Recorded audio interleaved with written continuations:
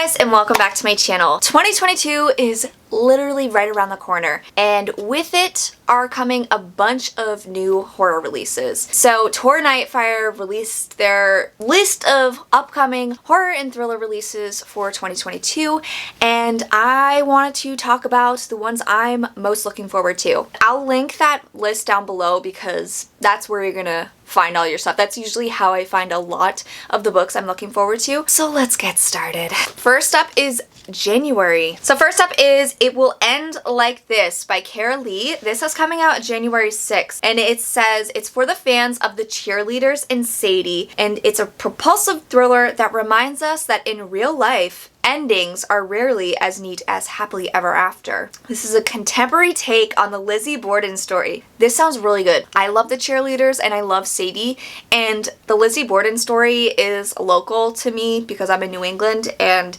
it's always just been a fascination with me. You know, the nursery rhyme, Lizzie Borden had an axe, she gave her father 40 whacks. When she realized what she had done, she gave her mother 41 or something like that. And the next book is Such a Pretty Smile by Kristi DeMeester. This is coming out January 18th. This is a heart-stopping tour de force about powerful women, angry men, and all the ways in which girls fight against the forces that try to silence them. This one sounds powerful.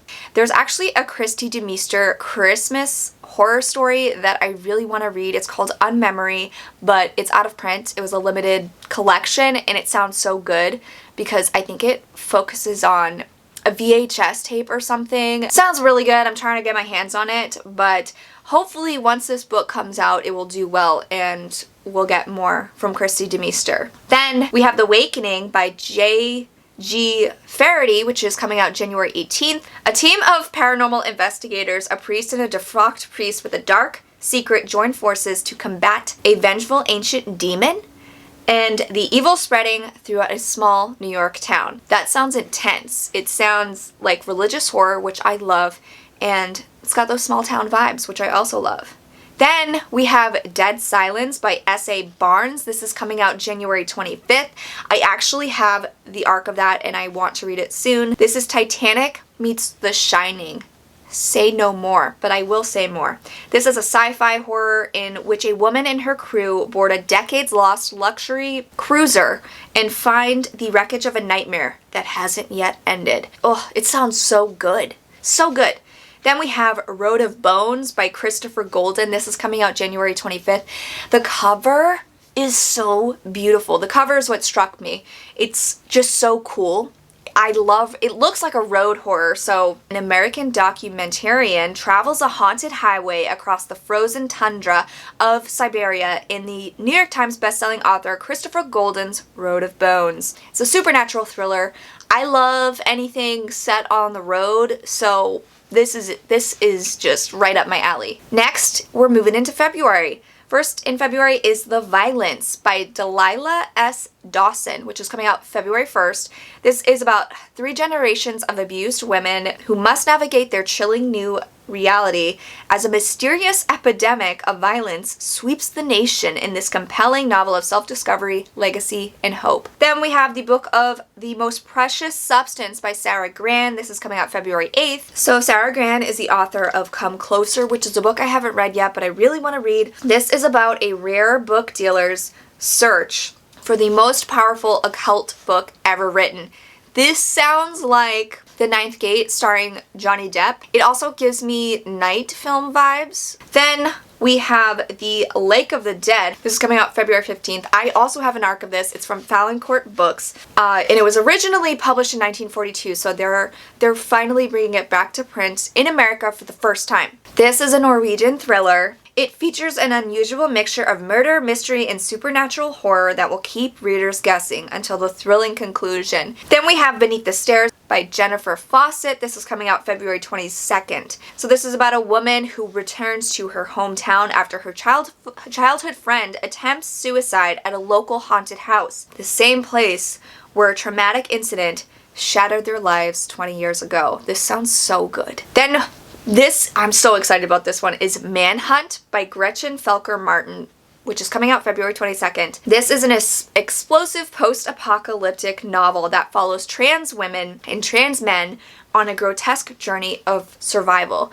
I think when I read the synopsis for it, it sounded a little bit satirical and so good, so interesting and unique. And the cover, beautiful, so good. Now we're moving into March. Gallant by V.E. Schwab is coming out March 1st. So this is a dark and original tale about the place where the world meets its shadow, and the young woman beckoned to both sides. So this, what struck me is they described it as a secret garden meets Crimson Peak. Next, we have Sundial by Catriona Ward. This is coming out March 1st.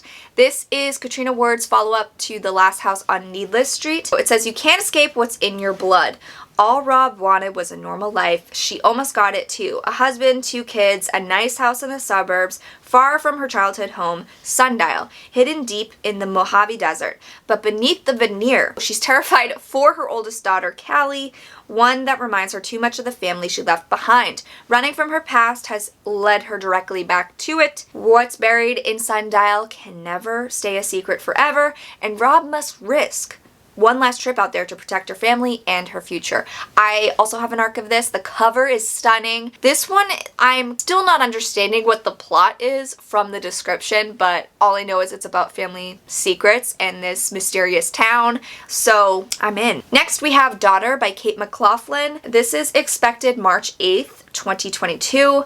When the FBI show up at Scarlett's door, she is shocked to learn her father is infamous serial killer Jeffrey Robert Lake, and now he's dying and will only give the names and locations of his remaining victims to one person, the daughter he hasn't seen since she was a baby. Yes! This sounds like a mixture of true crime, thriller. It sounds like something that could really actually happen. Like it's reminding me of the BTK killer. His daughter he had a whole family, and the daughter was how they found him. Like, they got her DNA somehow. But I think she wrote a book about learning her dad was this infamous serial killer. So I am interested to read this and if they explore those dynamics of the daughter and father relationship once she discovered he was a killer. Then we have All the White Spaces by Annie Wilkes. This is out March 22nd. Something deadly and mysterious stalks the members of an isolated polar expedition. It sounds like The Thing to me. I love polar expeditions. I love when things go wrong.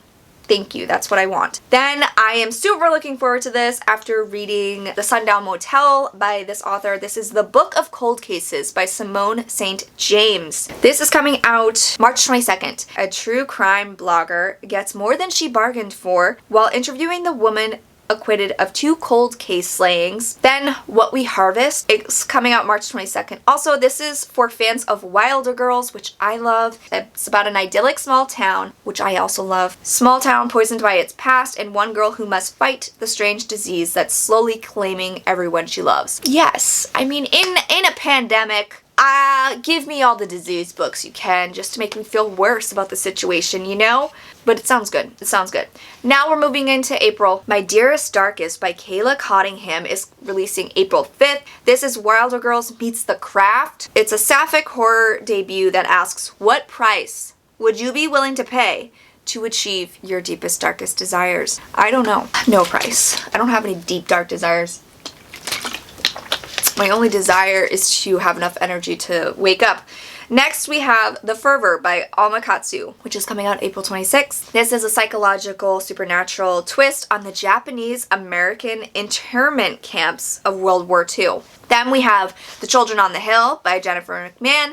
This is releasing April 26th, inspired by Mary Shelley's Frankenstein. This book explores the eerie mysteries of childhood and the evils perpetrated by the monsters among us. So this sounds like it's going to be exploring real life monsters, psychological. It sounds sad. Now we're moving into May. Black Tide by Casey Jones is coming out May 10th. A character-driven science fiction horror blend. This is Cujo meets A Quiet Place. It was another day at the beach, and then the world ended. Mike and Beth didn't know each other existed before the night of the meteor shower. Chance made them neighbors, a bottle of champagne brought them together, and a shared need for human connection sparked something more. I think they had sex. They fucked. After a drunken and desperate one-night stand, the two strangers awake to discover a surprise astronomical event has left widespread destruction in its wake, but the cosmic light show was only part of something much bigger and far more terrifying. Could you imagine having a one-night stand, thinking that you get to leave that person the next day, and then getting stuck with them? Like, what if the sex wasn't good, if they're not good, and then you come to your senses when you're sober and you're like, fuck, now I can't leave. That's horrible. That's horrifying. Next up is the Hacienda. I don't know how to pronounce things, and I should have looked this up first, so if I do mispronounce things, I am sorry. This is by Isabel Cañas, I believe you say her name. This is coming out May 10th, and it's described as Mexican Gothic meets Rebecca. This is a supernatural suspense novel set in the aftermath of the Mexican War of Independence. It's about a remote house, a sinister haunting, and the woman pulled into their clutches. Yes. Yes! I still haven't read Mexican Gothic or Rebecca, but I really want to. I like Gothic horror, so. Next up is Just Like Mother, which has an amazing cover. May 17th. This is Rosemary's Baby meets The Return. Rosemary's Baby is one of my favorite books of all time. So this could either hurt or kill it. When you hype it up that much, if it's not going to be anything like Rosemary's Baby, I'm going to be pissed off. So it better be. The last time Maeve saw her cousin was the night she escaped the cult they were raised in. Cults? Okay, I love you. For the past 2 decades, Maeve has worked hard to build a normal life in New York City, where she keeps everything and everyone at a safe distance. When Andrea suddenly reappears, Maeve regains the only true friend she's ever had. Soon she's spending time at her remote Catskills estate, blah blah blah. So I think when she reconnects with this cousin, she starts remembering horrifying memories of their past. Give me a cult. I don't know where the Rosemary's Baby aspect comes from, but we'll find out when I read it. Now we're moving into June. We Can Never Leave This Place by Eric LaRocca. I don't know the actual date. It's a new novella. He's the author of Things Have Gotten Worse Since We Last Spoke. It's described as a fever dream written by Del Toro, Kafka, and Dahl. Sounds good. Sounds interesting. Next, we're moving into July. The Pallbearers Club by Paul Tremblay is releasing July 5th. A cleverly voiced psychological thriller about an unforgettable and unsettling friendship with blood-chilling twists, cracking wit, and the thrumming pulse in its veins from the nationally best-selling...